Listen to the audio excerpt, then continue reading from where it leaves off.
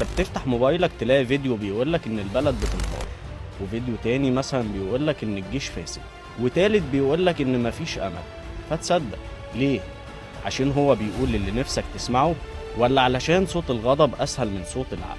اللي بيشككك في كل شيء مش دايما حريص عليه، وفي فرق كبير بين اللي بينتقد عشان يبني واللي بيهد كل حاجة من غير ما يقدم بديل. في ناس بتلبس قناع الوعي لكنهم بيشتغلوا على غسيل عقول مش تنوير عقول. بص يا صديقي، اللي يضحكك على مشروع بيتبني هو نفسه اللي هيعايرك بالبطالة بعد كده، واللي بيشكك في جيشك هو نفسه اللي هيعيط لك لو لا قدر الله حصلت أي مشكلة. مفيش نظام كامل بس في دولة بتحاول، وفي جيش بيشتغل في صمت، وفي إعلام وطني محتاج يشتغل على نفسه. بس ده ما يمنعش إنك تكون أنت المسؤول الأول عن وعي. فكر في اللي بتشوفه، فلتر اللي بتسمعه، وشغل دماغك قبل ما تشير أو تحكم. البلد دي لو ما فيهاش إنجازات ما كانش حد يهتم يهدمها إعلاميا، ولو الجيش مش قوة ما كانش كل شوية يطلع له حملة تشكيك جديدة.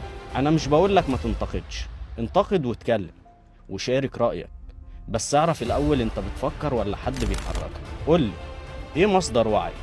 مين بيفكر لك؟ وأنت مستعد تفكر بنفسك ولا مستني كل ترند ياخدك من غير ما تسأل رايح فيه؟